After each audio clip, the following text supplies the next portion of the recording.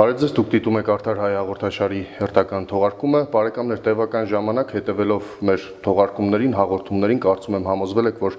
մեր նպատակը, մեր թիրախային նպատակը արդարությունն է, արդարության վերհանումը, անկեղծ եւ օբյեկտիվ գնահատականները մեր իրողության մասին, այն իրողության, որը մեզանում առկա է, բայց այսօր մենք խոսելու ենք մի թեմայի մասին, որին չանդրադառնալ պարզապես չենք կարող, ընդամենը օրեր անց Գյումրիում կայանալու է հավաքանու արտահերթ ընտրություններ եւ այսօր մենք այդ մասին ենք խոսելու մեր զրուցակիցն այսօր Մհեր Խաչատրյանն է։ Մեր շնորհակալ եմ մեր հրավերին արձագանքելու համար, այսպիսով դուք անմիջական մասնակցություն ունեք առաջիկա ընտրություններին, քաղաքական ուժի հետ եք, որը նույնպես մասնակցում է։ Խոսենք ձեր սպասելիքների եւ առաջնային, թիրախային նպատակների մասին։ Շնորհակալ եմ հրավերի համար։ Այո, ես անմասն չեմ մնացել մեր Գյումրի քաղաքի նախընտրական գործընթացներից, ներկա պահին քարոզարշավային, այսպես ասած, վերջին փուլում ենք, նախապատրաստվում ենք առաջիկա կիրակի մեր Գյումրու բնակչության որոշիչ ձայնը լսելու։ Երկու բառով նախ ուզում եմ Արդար հայի կերպարի մեջ մնալ եւ այս առիթը չօգտագործել որպես մեր գովազդի կամ իմ ինքնակովազդով չզբաղվեմ, դրա համար չեմ ուզենա որ նշենք որ ուժով եմ մասնակցում ու չտեղայնացնենք կոնկրետ մեր քարոզարշավի շրջանակներում, այլ ընդհանուր խոսենք նախընտրական process-ից եւ առհասարակ մեր երկրի, այսպես ասած, ժողովրդավարական մոդելից, դրա արտարություններից, անարտարություններից եւ այդ ամեն ինչից։ Ընդամենը երկու բառով ասեմ, որ մենք պայքարի մեջ մտել ենք, քանի որ արդեն իսկ ծայրահեղ ծանր վիճակի առաջ ենք կանգնել եւ կարող եմ նաև այդ բառը օգտագործել, ստիպված մասնակցում եմ ընտրական գործընթացներին։ Դա իմ սիրած գործը չի, բայց արդեն ստիպված եմ դրան էլ մասնակցելու։ Այսինքն ամեն դեպքում որոշակի պատկերացումներ, նպատակին հասնելու առումով ունեք, այսինքն հույսը կա, որ մասնակցում եք։ Միանշանակ հույսը կա, քանի որ դուք էլ երևի նկատած կլինեք, որ սա ճիշտ է իրականում տեղական ինքնակառավարման մարմինների ընտրություն է, այսինքն Գյումրի քաղաքի ընտրություններ է, բայց այստեղ լրիվ բացառիկություն ունենք, քանի որ սա վերածվել է համահայկական, համապետական պայքարի, քանի որ շատ-շատերը հասկացել են, որ սա վճռորոշ մենամարտ է, պայքար է հանուն Հայաստանի Հանրապետության հետագա գոյություն ունենալու։ Հաջորդ հարցը հենց դրան էր վերաբերում, հետևաբար համակարծիք եք, որ ընտրությունների ելքով պայմանավորված երկրի ներքաղաքական կյանքում հնարավոր են կտրուկ շրջադարձային փոփոխություններ կամ գուցե նոր process-ներ, ինչպես իրավամբ նկատեցիք, բավականին մեծ ուշադրություն է կենտրոնացված այս ընտրություններին, որը ինչ-որ առումով կարող ենք ասել նաև աննախադեպ է։ Ես օրինակ չեմ հիշում երբևէ թիմ ընտրություններ, որի նկատմամբ այսպիսի մեծ ուշադրություն կլինի։ Այո, շատ ճիշտ եք, ոչ չեք հիշում, որովհետև չի եղել նմանատիպ, սա բացառիկ է ու հուսանք, որ Աստծո նախախնամությամբ այդ բացառիկը դրական արդյունք կտա ու կկարողանանք իրոք ապագայի համար շատ կարևոր հարց լուծենք, ուղղակի քանի որ ձեր հաղորդաշարը եւ ձեր կայքը լրիվ բացառիկ արժեքներ կրող հարթակ է, չեմ ուզում շատ նաև այդ քաղաքական լեքսիկոններին անդրադառնանք եւ մնացած բաներին, այլ արժանապատվության եւ իրոք արտարության մեջ մնանք։ Իմ նախաբանը հենց դրա մասին էր բացման խոսքը, բայց մեկ լրացուցիչ հարց այստեղ ճշտող, այդ չափից մեծ ուշադրությունը օգնելու է թե խանգարելու է գյումրեցին կատարելու գյումրեցուն, որպեսզի կատարի ճիշտ ընտրություն։ Եթե վերլուծական տեսանկյունից նայենք, միանշանակ 50-50 է, վտանգ կա, որ խանգարելու է, բայց հաշվի առնելով եւ լավ ճանաչելով մեր Գյումրու բնակչությանը, ես ներքին վստահություն ունեմ, որ գյումրեցին չի սխալվում, քանի որ 30 տարուց ավել ապրում եմ Գյումրիում եւ ինքս շատ լավ եմ ճանաչում իմ համակարգացիներին, այսպեսի մի խոսք կա, որ գյումրեցին սուտը եւ կեղծիկը բացահայտում է ողնուղեղով, այսինքն ինքը զգում է այդ ամեն ինչը եւ սխալ ընտրություն հաստատ չի կատարի։ Դրա համար ես սա ավելի շատ կկապեմ փրկության գործընթաց, քան թե կործանման, որովհետև բացի հույսից նաև մեր ժողովրդի նկատմամբ վստահություն ես ունեմ, որ իրոք արթնանալու է մեր ժողովրդի մեջ ազգային եւ հայրենատիրական մղումը արթնանալու է ու մենք կարողանալու ենք ամեն ինչ զրոյից սկսել կերտելը։ Տեսեք, ձեր խոսքում նշեցիք, որ ինչ որ իմաստով, հա, ստիպված եք մասնակցում այս ընտրություններին։ Հիմա գանք մեկ խորքային հարցի, հա, օրենքով սահմանված կարգով տեխնացուն պարտավոր է ներկայացնել որևէ կուսակցություն, որպեսզի կարողանա մասնակցության հայտ ներկայացնել ընտրություններին։ Ու դարձյալ գալիս ենք այն հարցին, իրողությանը, որ ամեն ինչ կուսակցականացվում է, հա, մեր երկրում, այս փոքրիկ երկրում կան բազմաթիվ կուսակցություններ եւ առաջնայինը այդ կուսակցական համակարգն է դարձյալ։ Շատ ճիշտ նշեցիք, հենց այդ կուսակցականացված ընտրական process-ը պատճառներից մեկն է, որ ես ստիպված եմ մասնակցելու, որովհետև ես իմ էությամբ, իմ սկզբունքայնությամբ եւ իմ ապրած կյանքով հրապարակային եւ ոչ հրապարակային միշտ ասում եմ, որ ես երբեք կուսակցական չեմ լինի, բայց հիմա այս գործընթացին մասնակցելը, քանի որ պարտադիր պետք է լինի կուսակցականացված, շատ դժվար է, անկախ մարդը կարողանա պայքար մղել ու փառք Աստծո այնպիսի հնարավորություն ստեղծվեց, որ ես կարողացա այնպիսի մի թիմ գտնել, որը ինձ չփորձեց կուսակցականացնի եւ ես ճիշտ է կուսակցական ցուցակով եմ գնում, բայց անկուսակցական եմ եւ ընդհանրապես անկախ ազատությունս կաշկանդվածության տակ չէ։ Իմ առջև որևիցե նախապայմաններ չեն դրել, ես դրա համար ազատ կերպով մասնակցում եմ, իսկ մյուս խնդիրներից նշեմ, այդ ստիպվածության նաև այն է, որ ժողովրդավարական երկիր ենք մեզ կոչում, այդ ժողովրդավարական ընտրություններ, բայց ընդհանրապես ընտրական մեխանիզմը բացարձակ կապ չունի ժողովրդավարության հետ։ Ընտրական պայքարը բացարձակ ժողովրդավարական կանոններով չի գնում եւ դա ես չեմ ընդունում։ Մի օրինակ բերեմ, ընդամենը մի օրինակ ու շատ չծավալվենք։ Վերջի ժամանակահատվածներում այդ ժողովրդավարական, այսպես ասած, արևմտյան պարտադրանքներից մեկը նաև այն էր, որ կուսակցական ցուցակների 30%-ը պետք է լինի, քանի որ Հայաստանում միշտ ընտրություններին տղամարդիկ են մեծամասնությունը մասնակցում, այս պարագայում կոնկրետ 30%-ը պարտադրված պետք է լինեն իգական սեռի ներկայացուցիչներ։ Ու հետեւաբար այստեղ արդեն ձևականությունը շատ է, ինչպես որ անկուսակցականները ձևականորեն կուսակցական ցուցակներով են գնում ու մի պահ մարդկանց մոտ անլուրջ տպավորություն է ստեղծվում, երկրորդ անլրջությունը այն է, որ երբ որ մարդիկ քաղաքական դաշտում մեր մենտալիտետից ելնելով հիմնականում տղամարդիկ են քաղաքական դաշտում երևում եւ պայքարում, կան կանայք նաեւ կան, շատ քիչ քանակությամբ կան, բայց այդ պարտադրանքը, որ մինիմում 30%-ի շեմ են սահմանը, ստիպում է, որ ձևականորեն մարդիկ իրենց բարեկամներին, հարևաններին, չգիտեմ, հարազատներին ձևականորեն գրանցեն ու նույնիսկ ասում են դուք տանը նստեք, ոչինչ մի արեք, ուղղակի արհեստական process է գեներացվում։ Դրա իմաստը ո՞րն է։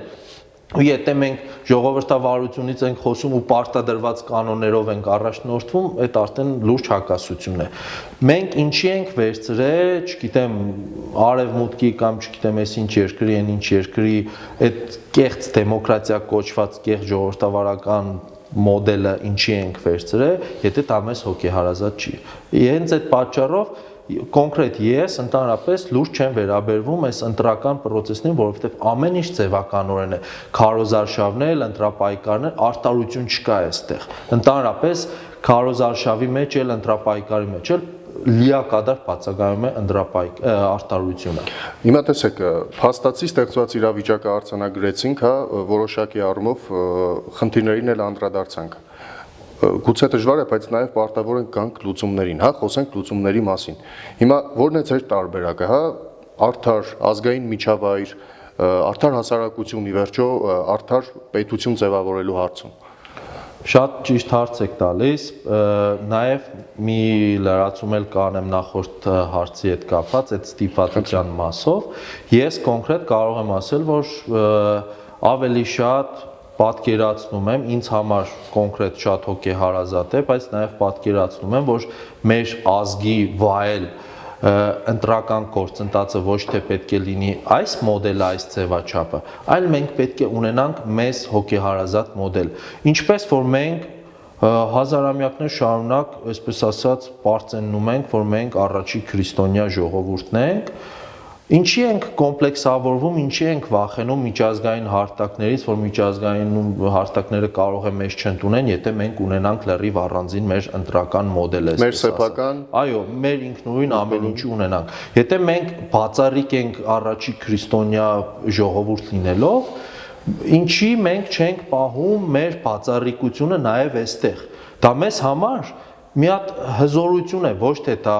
վախենալու է, որ աշխարհը կարող է մեզ մերժել, այլ մենք պետք է համարձակություն ունենանք եւ մեր սեփական մոդելը աշխարհին ցույց տանք, որ սա է ճիշտը, սա է բարոյականը, սա է արժեհամակարգվածը եւ իրենք թող մեզանից ժառանգեն վերցնեն, ինչպես շատ պետություններ մեզանից օրինակ վերցնելով քրիստոնեությունը ընդունեցին եւ ճանաչեցին, նույն ձևը թող իրենք վերցնեն այդ ընտրական մոդելը։ Շատ չծավալվեմ ընտրական մոդելի, երկու բառով ասեմ, որ ես կողմնակից եմ, որ մենք հայ ազգը պետք է ունենա ոչ թե Հայաստանի Հանրապետություն, այլ պետք է ունենա հայ ազգային պետություն։ Մենք յուրահատուկ ենք մեր ազգային ամեն ինչով։ Եվ ամենաառաջինը մեր հայ առաքելական եկեղեցով, որը բացառիկ է ամբողջ աշխարհում, թեկուզ քրիստոնյաներ շատ կան, բայց քրիստոնեության մեջ էլ ենք մենք բացառիկ, որ մեր հայ առաքելական եկեղեցին միայն հայ ազգինն է, ուրիշ առաքելական եկեղեցի չկա։ Նույն ձևաչափով էլ մենք ինչի չենք կարող կառուցել հոգևոր քրիստոնյա պետություն, ազգային պետություն, կարող ենք, ուղղակի ցանկություն է պետք եւ չվախենալ, այլ համառորեն գնալ, պայքարել դրա համար ու այդ հայ ազգային պետության, հոգևոր քրիստոնյա պետության համար ես պատկերացնում եմ աշխարհաժողովային մոդելով ընտրակարգը կազմակերպվի, շատ չծավալվեմ, եթե կարիքը կլինի, կարող եք եւ դուք եւ մեր ունկնդրողները ուսումնասիրել, փնտրել հայ ազգային պետություն նախաձեռնություն եւ աշխարհաժողովային նախաձեռնության այդ ամեն նյութերին ծանոթանալ, ուսումնասիրել, մենք ժամանակը չծախսենք այդ ամեն ինչի վրա։ Երբ որ մենք ունենանք մեր սեփական մոդելը, արդեն ինքը հենց աստվածային արտարության հիման վրա կլինի։ Եվ այդ ժամանակահատվածում ընտրությունը կլինի իրական եւ մաքուր, այսինքն ընտրությունը պետք է դիտարկել որպես գործիք, այլ ոչ թե նպատակ։ Իսկ այսօր ցավոք սրտի անկախության օրվանից սկսած այս 30 քանի տարիների ընթացքում եթե վերլուծենք ամբողջ ընտրական process-ները, ժողովրդավարական ընտրությունները, երբևիցե որևիցե ուժ կամ անհատ ինքը ընտրության չի մասնակցել որպես գործիք, այլ ընտրությունը իրենց համար միանշանակ եղել է նպատակ, բայց դա ամենացավալին է եւ ամենաանընդունելին է։ Ուղղակի ընտրությունը գործիք է հասնել գերագույն նպատակին, կառուցել ամեն ինչը։ Շարունակությունը ասեմ, որ ինչի համար եմ ես ստիպված մասնակցում այս ընտրական մոդելին, այսքան որ խոսում եմ դեմ եմ, բայց մասնակցում եմ, քանի որ ներկա իրավիճակում տոտալ բլոկադա է նմանատիպ գաղափարախոսություն ունեցող խմբերի համար։ Այսօրվա դրությամբ ազգային եւ հոգեվոր գաղափարախոսություն տարածողները միանշանակ զրկված են եւ ԶԼՄ հարթակներից եւ սոցկայքերից եւ մնացած այլ 21-րդ դարի գործիքակազմերից, կոնկրետ իմ ցանկությունը եղել է այս ամեն ինչին մասնակցել, որպեսզի այս հարթակը օգտագործել եւ մարդկանց գոնե հասցնել են խոսքը, որ գիտեք ինչ կա, սա սխալ մոդել է, սրանով պետք չի կառուցել մեր ապագա հայրենիքը, հզոր հայրենիքը։ Ու ես գիտեմ, որ սա հեշտ չի լինի, շատ դժվարությամբ կլինի, բայց մի քանի անգամ մասնակցելով քանակը արդեն կշատանա իմ նման մտածելակերպ ունեցող մարդկանց մասնակցությունը ու կամացից մարդկանց մոտ այդ բանը կփոխվի, որ գիտեք ինչ կա, բերեք հրաժարվենք այս ամեն ինչից եւ կառուցենք մեր սեփական ճիշտ արտար մոդելը։ Այդ արտարության համատեքստում առաջնային դիրքերում պետք է լինի նաեւ հոգեվոր գործոնը, հա։ Թե անհատական, թե հավաքական առումով մենք պիտի նախ քաջություն ունենանք սեփական սխալները ընդունելու, արձանագրելու, ինչ որ առումով գալու զղջման, հա, եւ գնալով դեպի նախանշված ճիշտ ճանապարհով։ Մենք կարծես այդ հոգեվոր գործոնն էլ առհասարակ դուրս ենք մղել կամ, չգիտեմ, բավականաչափ ուշադրություն չենք դարձնում, հա։ Այո, շատ ճիշտ եք, ցավոք սրտի, մենք ինչպես որ միշտ գլուխ ենք կովում, որ առաջի քրիստոնյա ժողովուրդն ենք, բայց ցավոք այդ ժառանգության արտաշ կրողը չենք, այսինքն իրականում չենք համապատասխանում այդ կերպարին, որը մեր նախնիները մեզ փոխանցել են, մեզ ժառանգել են։ Ու ես լիակատար համաձայն եմ ձեզ հետ, որ առանց զղջման, առանց մեր սխալը ընդունելու հնարավոր չէ փոխվել եւ դառնալ ճիշտ ճանապարհին։ Իրոք պետք է բոլորս հասկանանք այդ ամեն ինչը եւ մեր քայլերով ու գործողությունը, որովհետեւ միայն աղոթքով չի, աղոթքը գործով է արդյունք տալիս, ինչպես որ գործն է աղոթքով արդյունք տալիս։ Իրենք փող կապակցված են, առանց մեկը մյուսի չի լինում։ Դրա համար էլ կա գործ սկսելու աղոթք եւ գործ վերջացնելու աղոթք։ Դրա համար պետք է բարդ process-ի միջով անցնենք, մենք գիտենանք, որ մեր ուղղվելը, մեր զղջալը, մեր հետագա քայլերը կարճաժամկետ չէ, այլ ինքը շատ երկարաժամկետ է, բայց եթե մի բանը պայքարում ես ազգայինի համար, ազգային պետություն կերտելու կամ ազգային հայրենիք ձևավորելու, միշտ պետք է գիտակցես, որ դա շատ երկար process է, կարող է մենք ինքներս արդյունքը ֆիզիկապես չտեսնենք, մեր հաջորդ սերունդն էլ չտեսնի, մյուս սերունդը տեսնի, բայց մենք պետք է, ես չեմ ուզում ասել սերմը ցանենք, որովհետև սերմը շատ վաղուց ցանվել է, մենք ընդամենը մեր չափաբաժին գործընթացն ենք մասնակցում ու կարողանանք մեր նախնիների ժառանգություն արժանապատիվ փոխանցել մեր հաջորդ սերունդներին ու կոնկրետ հոգևոր կերտման մասով էլի վերադառնանք մեր ներկայիս թիմ ընտրություններին, հիմա կոնկրետ մեծի պահոց շրջանն է։ Եթե մեր ազգը իրոք այդ քրիստոնեական կերպարի մեջ լիներ, գոնե մեր ժողովրդի մոտ այդ հանգստությունը կլներ, որ մեծի պահոց շրջանում գոնե տեխնացուները խապեությամբ եւ կեղծիքներով չէին զբաղվի։ Արտար պայքար կմղեին, արտար խոստումներ կտային, արտար քարոզչություն կանեին ու ժողովրդի մոտ այդ վստահությունը քրիստոնեությամբ ավելի բարձր կլներ ու նաեւ մասնակցությունը բարձր կլներ։ Հենց այդ նույն մասնակցության ցածր շեմը, որ ուսումնասիրեք այս 30 տարիների ընթացքում, օր-օրի ամեն ընտրության մասնակիցների քանակը քչանում է, արդեն հասել է 20-25%-ի։ Դա մի ապացույց է, որ կոնկրետ մարդկանց կողմից վստահություն եւ հավատ չկա այս ընտրական մոդելի նկատմամբ։ Դրա համար ինքը իրեն սպառել, ճիշտ է, արդեն մոտենում է զրոյական կետին, ժողովրդական մի լավ խոսք կա, չէ, պիտի լրիվ բխտորվի, որ հետո սկսի զուլելել։ Մենք անհամբեր սպասում ենք այդ զուլելելու process-ին, բայց չպետք է ուղղակի նստենք սպասենք, այլ կոնկրետ պետք է աշխատանք տանենք։ Ու մի զուգադիպություն էլ ասեմ, կոնկրետ մարտի 30-ը վերջի այդ ընտրության օրը համընկնում է անիրավ դատավորի Կիրակի հետ, մեծի պահոց Կիրակիներից, անիրավ դատավորի առակի ամբողջ իմաստը համառությունն է եւ արտարության վերականգնումն է։ Ես այդ ամեն ինչը ընկալելով հասկացել եմ, որ պետք է համառորեն, թեկուզ այս ընտրական process-ի մեջ միակը լինեմ կամ փոքրամասնություն լինեմ տեսակով, բայց պետք է մասնակցեմ, թեկուզ եկուց մյուս օր հնարավորություն, որ լինի ավականու կազմի մեջ ներգրավվածություն ունենանք, թե չունենանք, եթե այդ հնարավորությունը լինի մանդատը օգտագործել, այդ հարտակը օգտագործել, պատկերացրեք, եթե ավականու հարտակից խոսք հնչի, որ այս ժողովրդավարական մոդելը մեզ հոգեհարազատ չի եւ սա երկար կյանք չունի, պետք է ստեղծել մեր ազգայինը։ Ինքը արդեն լսելի կդառնա հասարակությանը, քանի որ մենք ելի եմ ասում բլոկադայի մեջ են, քանի որ ԶԼՄ-ները բոլորը մասնավորեցված է, նույն ցավալի է, բայց պետք է նշեմ, հանրային հեռուստաընկերությունը չի համապատասխանում իր անվանը, այսինքն ինքը հանրային չէ, ելի ծառայում է մասնավորին, ներկայիս իշխանությանը, ով որ լինում է, ինքը շատ իր դիմագծերը փոխելով, գույնը փոխելով հարմարվում է այդ ներկա իշխանությանը եւ այլևս ինքը հանրային չէ։ Յուրաքանչյուր կարծիք չի կարող հնչել հանրայինով։ Դա արդեն ապացուցում է, որ այս ամեն ինչ իրեն սպառել է։ Շուտապույտ պետք է այս ամեն ինչի վերջը տալ եւ ստեղծել նորը, արտարը, մաքուրը, զուլալը, հոգեվորը, քրիստոնեականը եւ ազգայինը։ Շնորհակալություն։ Բարեկամներ, հիշեցնեմ, ես զրուցում եմ Մհեր Խաչատրյանի հետ, կհանդիպենք հաջորդ ուրբաթ առայժմ։ Յուրաքանչյուր ուրբաթ ժամը 20-ին Արդար հայեմի եթերում ու կհավերժի հայը, արդար հայը։